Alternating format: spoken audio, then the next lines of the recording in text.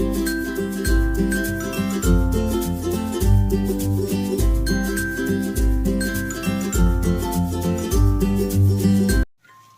Friends, જય શ્રી કૃષ્ણ. મારા કિચનમાં તમારું સ્વાગત છે. આજે આપણે બનાવીશું ગાજરની સુકવણીનું ગળ્યું ખમણ. જો તમે ગોળ કેરીના અથાણામાં ગાજરનું ખમણ નાખતા હોવ તો આ રેસીપી તમારા માટે જ છે.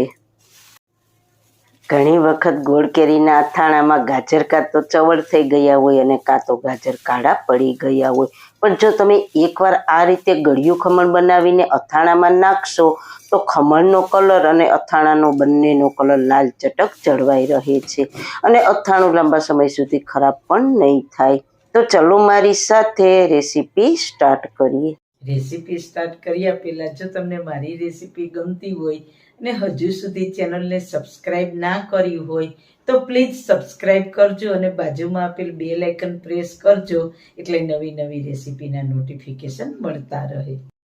વાળના તમામ પ્રકારના પ્રોબ્લેમ સોલ્વ કરતું આયુર્વેદિક તેલ જે અમે લોકો ઘરે જાતે તૈયાર કરીએ છીએ, કોઈ કેમિકલ્સના ઉપયોગ વગર, બિલકુલ નેચરલ છે.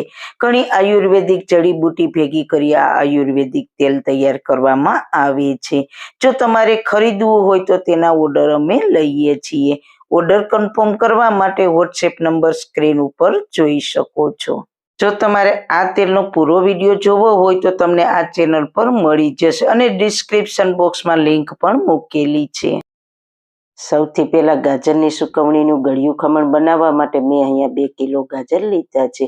ગાજર હંમેશા આવા તાજા અને મોટા જાડા અને લાલ કલરના હોય તેવા ગાજરની પસંદગી કરવાની અને આવા દેશી ગાજર હોય તેવા મેં લીધા છે. તે સ્વાદમાં ખૂબ જ મીઠા હોય છે. તમને આવા દેશી ગાજર ના મળે તો જે મળે તેનું ખમણ બનાવી શકાય છે.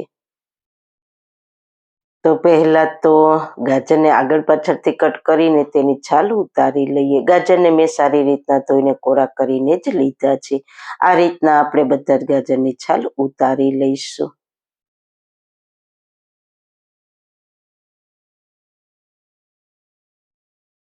હવે ગાજરને ખમણવા માટે મોટા હોલ્સ વાળી ખમણી હોય તેવી ખમણી લઈશું. છાલ ઉતારેલા ગાજરને આપણે આ રીતે ખમણીશું.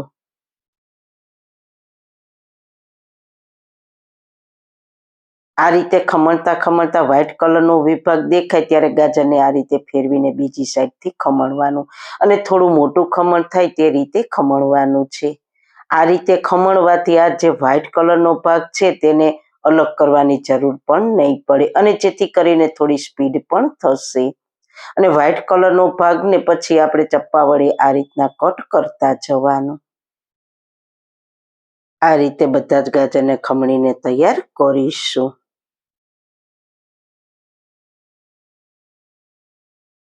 તો બધા જ ગાજરનું ખમણ તૈયાર થઈ ગયું છે તો તેને એક મોટા વાસણમાં લઈ લઈએ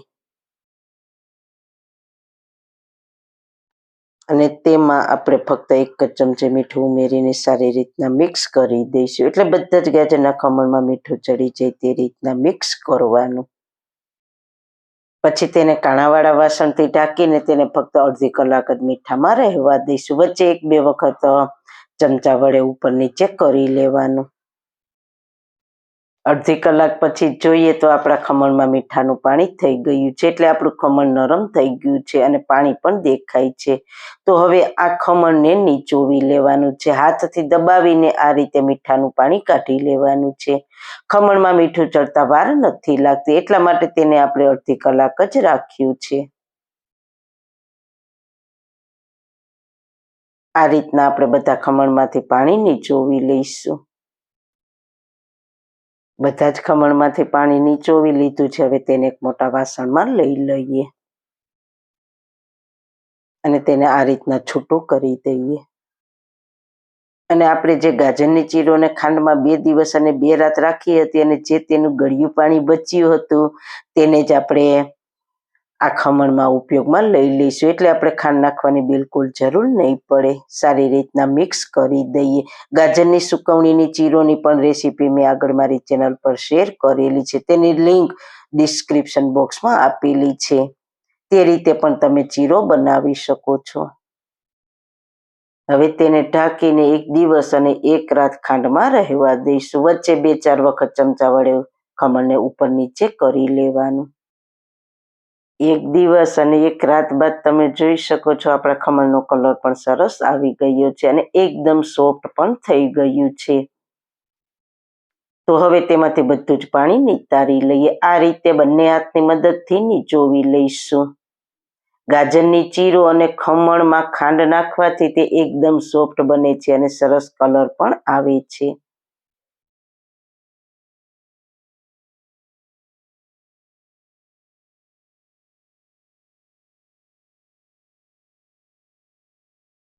આ રીતના બધું ખમણ ગળ્યા પાણીમાંથી નીચોવાઈ જાય પછી તેને છૂટું કરી દઈશું. ત્યારબાદ તેને તડકે આપણે કોટનના કપડા પર છૂટું છૂટું સૂકવી દઈશું. ખમણ તો લગભગ 1 દિવસમાં સરસ સુકાઈ જશે.